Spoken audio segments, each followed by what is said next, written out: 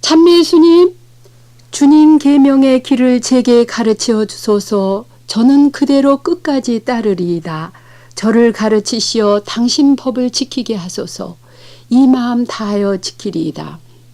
시편 119편 33, 34절의 기도로 애청자 여러분께 주님의 평화를 빌면서 루카복음의 제자의 길에 관한 말씀을 봉사하겠습니다. 루카복음서의 예수님께서는 순환과 죽음, 부활과 승천의 장소인 예루살렘을 향해 가시면서 나를 따르려는 사람은 누구든지 자기를 버리고 매일 제 십자가를 지고 따라야 한다고 9장 23절에서 말씀하세요. 예수님을 따르는 첫 조건이 자기를 버리고인데요. 제자들은 그 가르침을 못 알아듣고 있어요. 요한이 예수께 어떤 사람이 스승님의 이름으로 마귀를 쫓아내는 것을 보았는데 그는 우리와 함께 다니는 사람이 아니었기에 그런 일을 못하게 막았다고 이렇게 보고를 하죠. 그럴 때 예수님께서는 9장 49절에 가로막지 말라고 하시면서 개인뿐 아니라 집단 이기심까지 비워야 한다는 것을 가르치시죠. 우리 한국 기독교의 수많은 교파들이 각기 자기네 교파에 속하지 않았다는 이유만으로 배타적이 되는 불행은 예수님의 가르침과 얼마나 거리가 먼 것인지요. 사도 야고보와 요한은 자기네 일행을 박대하는 사마리아 주민들에게 격분해서 주님, 저희가 하늘에서 불을 내리게 해서 그들을 불살라 버릴까요? 할 만큼 스승의 가르침을 못 알아듣고 있어요. 예수께서도 돌아서셔서 그들을 꾸짖으시고 다른 곳으로 가셨다고 9장 51절 이하에서 말씀하시죠. 그리고 누구든지 예수의 제자라고 해서 어떤 특혜나 대접을 기대하지 말아야 한다는 것을 이 모든 이야기가 보여주고 있어요. 12장에서 루카는 큰 잔치의 비유를 얘기를 하면서요. 초대받은 사람들 제각기 초청을 거절하는 이유를 나열하는데요. 이것은 누구든지 나에게 올 때 자기 부모나 자녀나 형제 자매나 심지어 자기 자신마저 미워하지 않으면 내 제자가 될 수 없다. 그리고 누구든지 자기 십자가를 지고 나를 따라오지 않으면 내 제자가 될 수 없다고 14장 26절 27절에 하시는 이 말씀과 연결이 된다고 봅니다. 예수님을 따르는 제자일지라도 매일의 생활에서 십자가를 지지 않는다면 짠맛을 잃은 소금과 같이 된다고 하시면서요. 소금이 짠맛을 잃으면 무엇으로 다시 짜게 하겠느냐. 땅에도 소용없고 걸음으로도 쓸 수 없어 내버릴 수밖에 없다고 14장 34절에서 말씀하시죠. 이 말씀은 하느님의 사람에게서 하느님이 안 계실 때의 불행을 표현한다고 봅니다. 9장 23절에 날마다 제 십자가를 지고 예수님을 따라야 하는 제자들은 모든 것을 버려야 한다는 것, 이것을 거듭 강조하고 있어요. 9장 58절에 여우도 굴이 있고 하늘의 새도 보금자리가 있지만 사람의 아들은 머리 둘 곳조차도 없다고 하신 이 스승을 따라서 뒤돌아봄이 없이 쟁기를 잡고 뒤를 돌아다 보지 말라고 하셨어요. 또 돈주머니나 자루나 신발도 들고 다니지 말라고 10장 4절에서 말씀하시죠. 또 12장 33절에서는 가진 것을 다 팔아서 가난한 사람들에게 나눠줘야 하고 부모와 아내와 자녀, 형제, 자매, 심지어는 자기 목숨까지 버려야 한다고 14장 26절에서 이 전적인 자아 포기의 부르심을 말씀하고 계세요. 또한 언제 올지 모를 하느님 나라를 기다리라고 하시면서 주인이 밤중에 오든 새벽녘에 오든 준비하고 있다가 주인을 맞이하는 종과 같이 항상 준비하고 있으라고 12장 38절 이하에서 이 제자의 길을 종의 길로 말씀을 하고 계십니다. 주인이 명하신 것을 다 하고 나서는 17장 10절의 말씀대로 저희는 보잘것없는 종입니다. 그저 해야 할 일을 했을 따름입니다고 하는 모라적인 자세를 지녀야 한다고 제자의 길을 가르치십니다. 또한 예수님께서는 당신을 따르는 여성 제자들에 관해서 8장 3절 이하에서 기술하고 있는데요. 예수님께서는 당신의 말씀을 듣는 마리아에게 가장 좋은 몫을 택했다고 10장 38절에서 또 칭찬을 하시죠. 이로써 집안일과 아이들 양육의 그 역할을 한정했던 당시 여성의 위치를 남성과 동등하게 예수님께서는 인정하시고 여성도 하느님의 말씀을 듣고 따르는 예수님의 제자이라는 것을 알려주고 있어요. 여성이 사랑 때문에 슬퍼하고 고통스러워할 때 구원을 주시는 주님께서는 그 슬퍼하는 나인 고을 과부의 아들을 소생시켜 주시고 죄가 많았지만 많이 사랑한 여인의 죄를 용서하고 계시죠. 구원 역사에서 여인이 차지하는 위치와 고유한 특성은 예수의 어머니 마리아 모습에서 가장 잘 나타나죠. 복음서는 마리아 안에서 하느님 뜻에 자신을 내맡기는 순종과 믿음, 오해와 슬픔을 참아내는 힘, 헌신적인 사랑, 이런 그 인간이 지닌 가장 고귀한 성품을 보여주고 있어요. 예수님께서는 11장 28절에 당신을 낳아서 젖을 먹인 여인은 얼마나 행복합니까? 하고 하는 외침에 하느님의 말씀을 듣고 그 말씀을 지키는 사람들이 오히려 더 행복하다고 대답하셨어요. 이것은 성모님의 복되심은 혈육으로 예수님의 어머니가 되신 것을 초월해서 하느님의 말씀을 믿고 지키며 따른 데 있다는 것을 나타내는 말씀이기도 합니다.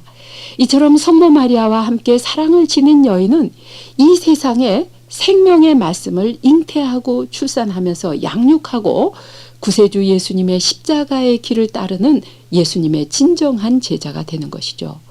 십자가의 길을 걷는 제자들에게서 나오는 그 첫 번째 열매가 용서인데요.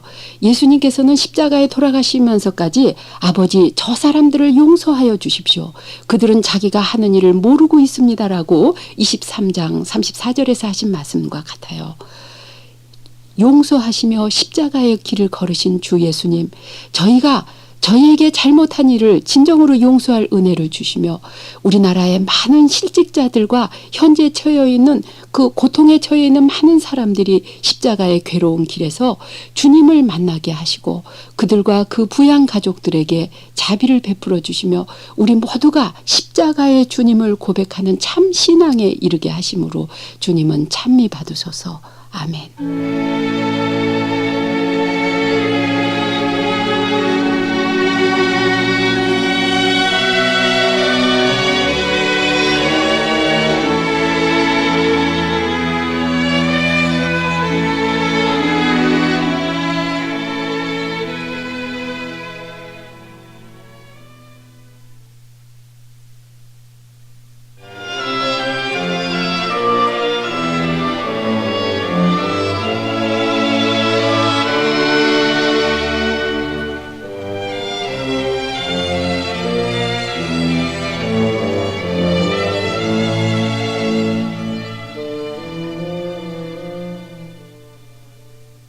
참 예수님, 예수께서 너희는 어리석기도 하다. 예언자들이 말한 모든 것을 그렇게도 믿기가 어려우냐.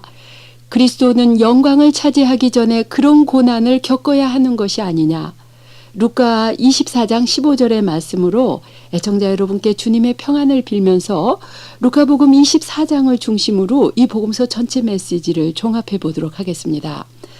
나자렛 사람 예수의 모든 행적과 가르침을 기록한 루카복음서는 왜 하느님의 아들이요 구원자이신 예수가 그토록 어이없는 죽음을 당해야 했는가에 대해서 이 복음서 마지막 장인 24장의 예수 부활 사건에서 답하고 있어요. 예수님의 순환과 죽음은 유대인과 그리스인은 물론 제자들과 오늘 우리에게까지도 도저히 이해할 수 없는 이야기죠.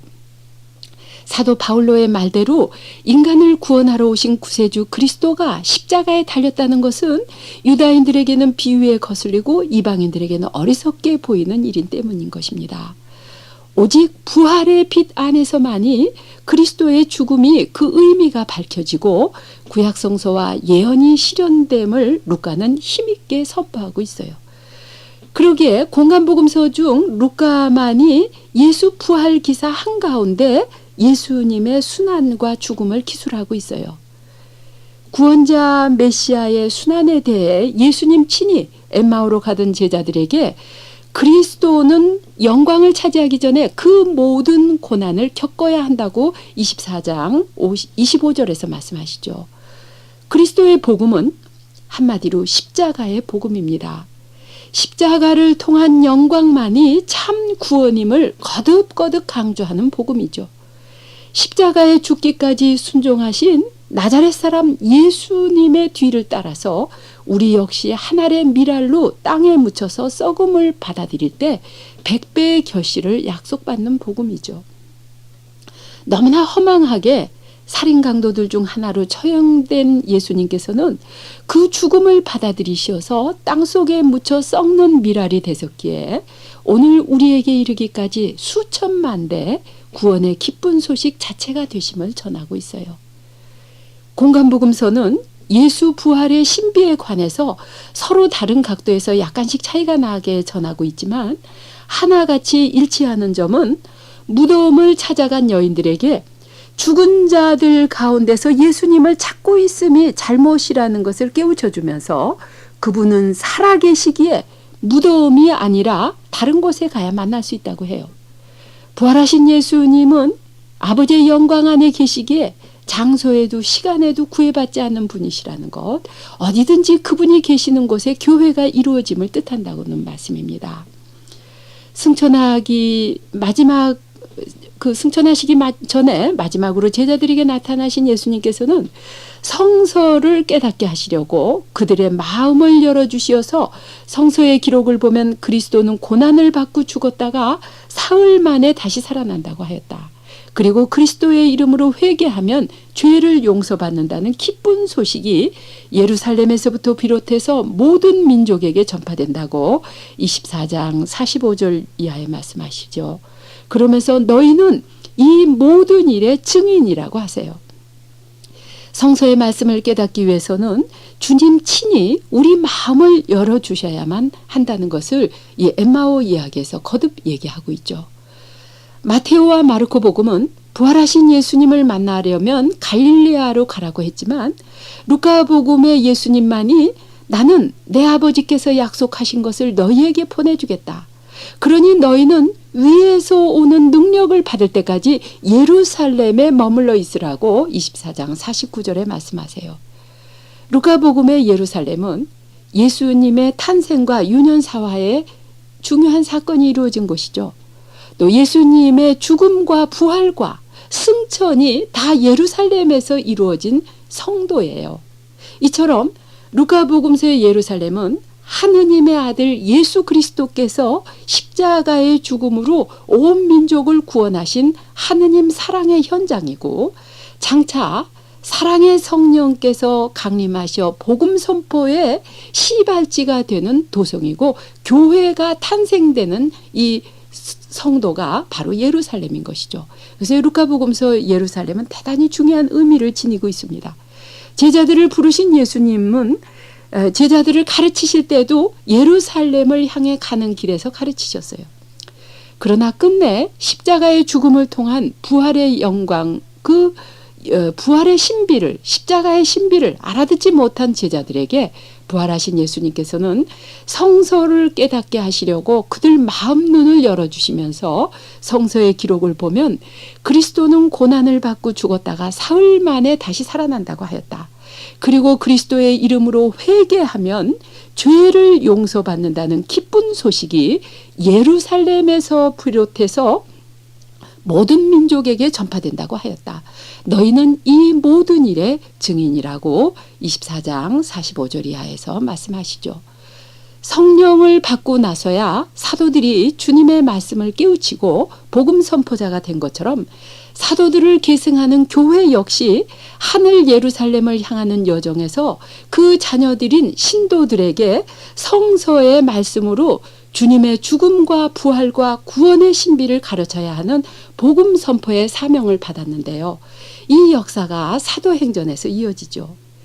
교회 안에서 나자렛 사람 예수를 주님이요 그리스도요 구원자로 고백하는 그리스도인 우리 역시 주님께서 보내시는 성령을 받아야만이 새 사람으로 변화되어서 주님 부활의 증인이 된다는 것을 루카복음서 마지막 장에서 예시하고 있어요. 믿는 사람 안에서 나자렛 사람 예수에 관한 일은 침울함을 나누어주는 희망의 빛이고 구원의 힘 있는 증거이고 고통스러운 삶, 현재 삶의 방향을 가르쳐주는 등대와 같음을 상기시켜 주고 계세요. 십자가의 죽음과 부활로 저희를 살게 하신 구원의 주 예수님, 고통 중에 있는 우리나라의 많은 실업자들과 아픈 사람들의 쓰라린 눈물 가운데 죽음을 통한 부활의 메시지가 큰 위안과 힘이 되게 하여 주시기를 청합니다. 예수님, 친히 이 복음 방송의 전파에 당신 치유의 손을 올려주시어서 시리에 빠진 우리 모든 아픈 사람들에게 위안과 희망의 빛을 주심으로 십자가 안에 구원이 있음을 믿게 하심으로 주님은 찬미와 영광을 받으소서. 아멘.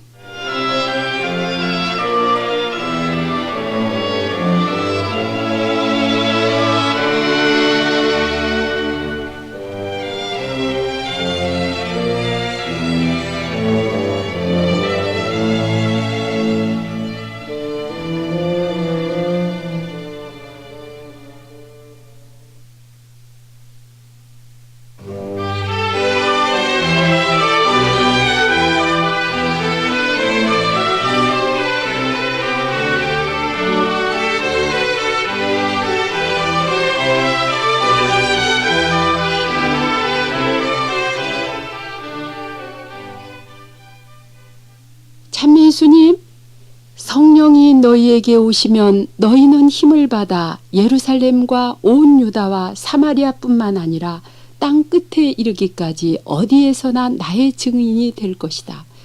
사도행전 1장 8절의 말씀으로 애청자 여러분께 주님의 축복을 빌면서 오늘부터 사도행전의 말씀 1장을 중심으로 봉사하겠습니다. 사도행전은 제3복음서의 저자인 루카의 저술로 이 두 권의 책이 똑같이 데오필로라고 하는 고관에게 헌정되었는데요. 사도행전이라는 책 이름은 얼핏 우리가 생각하면 사도들 전체에 대한 행적을 기술한 것으로 오해할 수 있죠. 그러나 12사도는 이름만 언급될 뿐이고 이 책 전반부 말하자면 1장 1절에서부터 11장 26절까지는 베드로를 중심으로 한 행적과 유다인을 대상으로 하는 복음 선포에 관해서 기술하고 후반부인 11장 27절에서부터 28장 31절까지는 바울로를 중심으로 이방인 선교에 관한 기록을 하고 있어요. 저자가 머리말에서 밝힌 대로 이 책은 예수께서 성령으로 뽑으신 사도들에게 명을 내리시고 승천하신 그날까지의 일을 기록한 루카복음서 후편입니다. 복음서가 예수님의 전기와는 달리 저자와 그가 속한 공동체의 예수께 대한 신앙 고백인 것과 같이 사도행전은 예루살렘에서 시작된 교회가 전 세계로 전파되는 과정과 그 배후에 역사하시는 성령의 능력이 묘사되는 초대교회의 생생한 모습을 보게 해주는 책입니다. 외부의 박해와 내부의 갈등과 위기를 통해서 교회가 성장하는 그 과정을 보여주고 있어요.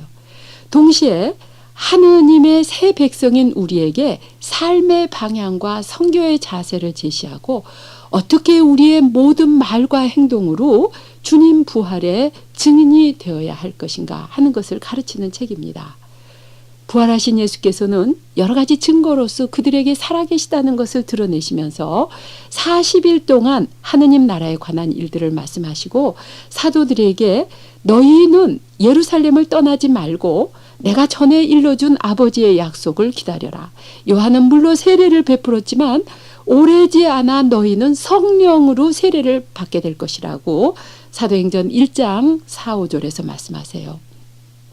예수님이 승천해서 더 이상 눈에 보이지 않는다는 것은 예수님을 밖에서 찾지 말고 우리 내부에서 활동하시는 성령의 움직임에서 찾으라는 것이죠. 루카복음서가 공간복음 중에서 성령에 관한 말씀이 가장 많이 수록되어 있는 복음서라고 말씀드렸는데요. 사도행전은 아예 성령의 복음서라는 이름이 붙을 만큼 그 성령의 역할을 대단히 크게 기술을 하고 있습니다.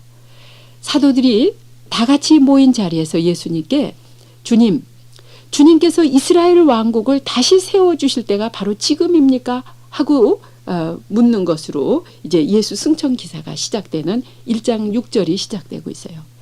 아직도 사도들은 이 물음에 따르면은 예수님의 가르침을 못 알아들었고 예수님을 현세 메시아로 아직도 오해하고 있는 상태라는 것이 질문에 나타나죠.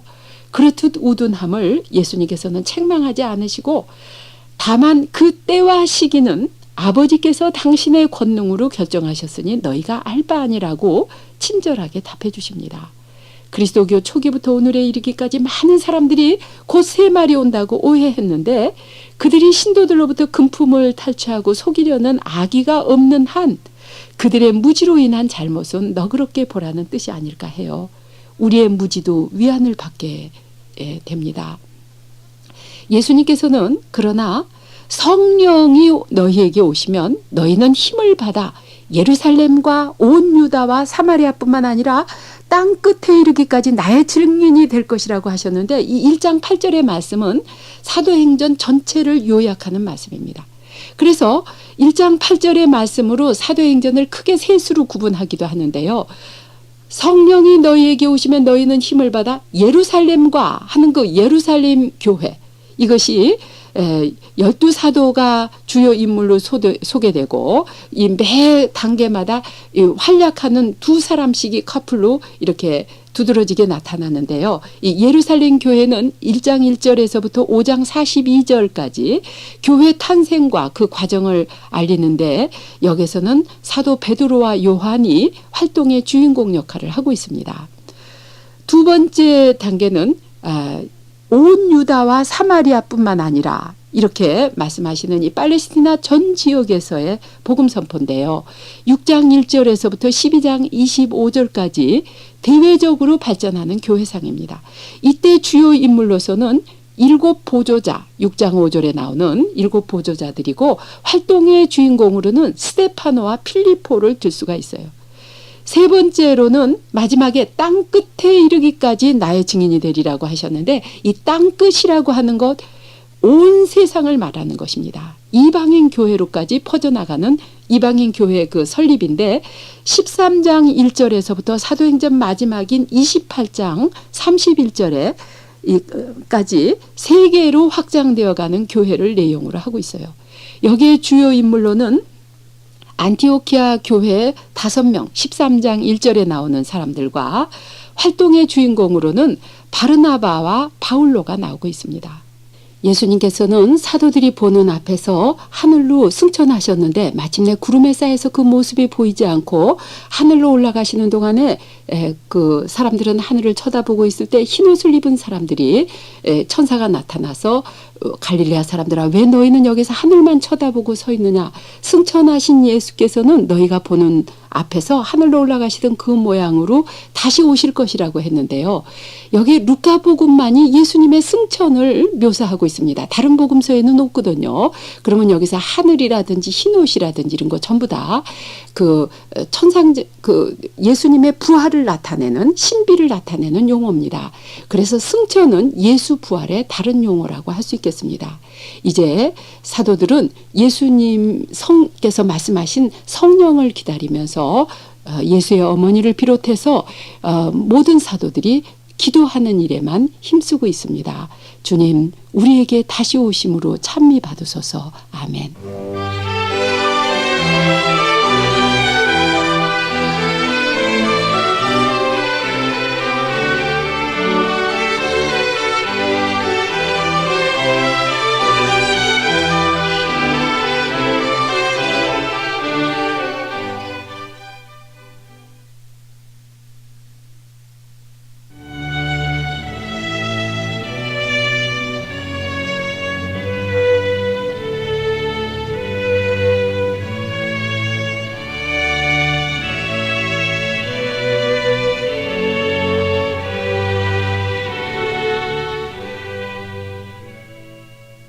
참매 예수님, 그들의 마음은 성령으로 가득 차서 성령이 시키시는 대로 여러 가지 외국어로 말을 하기 시작하였다.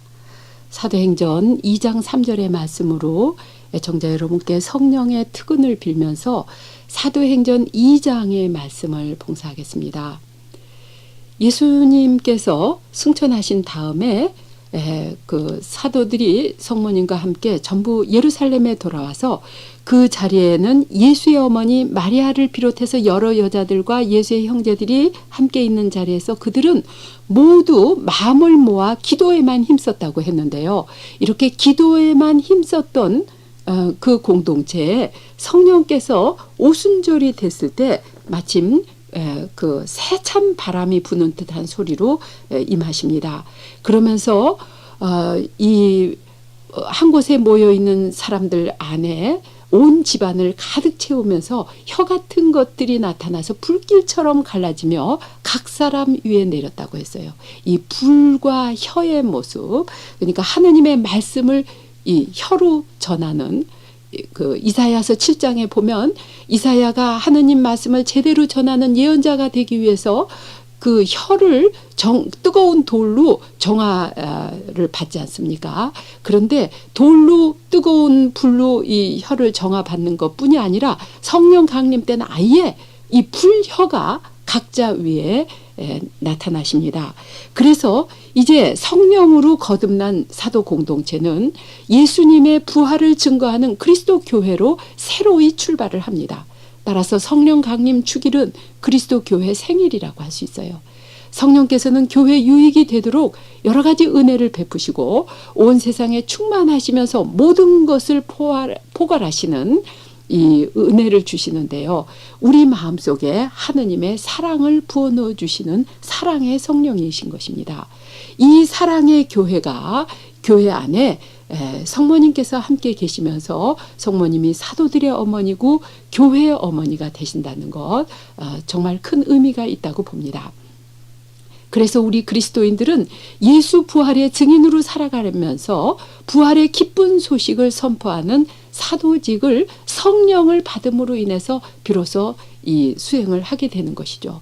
성령께서는 이 성령 강림 날에만 오시지 않고 늘 오셔서 그리스도의 몸을 이루고 그 머리와 지체들 안에 우리 각자 안에 또 우리 교회 안에 현존하신다는 것을 여러 가지로 나타내시는데요. 이 성령을 받은 사람들에게 있어서의 특징은 예루살렘에 모여들었던 그 모든 사람들이 세계 각곳에서 모여든 디아스포라들이었는데 그 사람들이 저마다 자기네 지방말로 사도들의 말이 틀리기 때문에 모두 어리둥절했다고 했어요. 그들이 놀라고 또 한편 신기하게 여기면서 지금 말하고 있는 저 사람들은 모두 갈릴레아 사람들이 아닌가. 그런데 우리는 저 사람들이 하는 말을 저마다 자기가 태어난 지방말로 알아듣고 있으니 어찌된 셈인가 했는데요. 여기 여러분들께서 구약을 공부 쭉 하셨던 분들은 창세기 11장에 보면 바벨탑 사건 기억나시죠?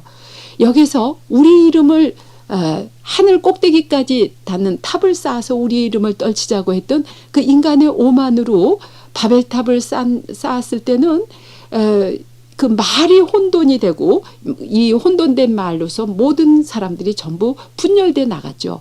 그러나 성령 강림에서는 말이 제각기 다른 나라에서 온 사람들에게 한 가지 말로 알아듣는 이 언어의 통일이 이루어지는 것입니다. 그래서 이 새로운 그 성령의 시대가 열리게 되는 것입니다. 그때 베드로가 그 오순절 설교를 하고 있어요.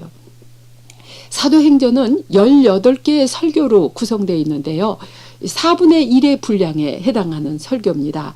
매 설교마다가 이 큰 가르침을 가지고 있는데 베드로가 말하는 이 오순절 설교, 그렇게 두려워서 문을 꽁꽁 잠그고 숨어 있었던 그 사도들이 또 그 베드로가 얼마나 용감하게 설교를 하는지요. 그리고 이 베드로가 구약을 인용해서 하는 설교는 얼마나 정말 유식한 사람이 되어서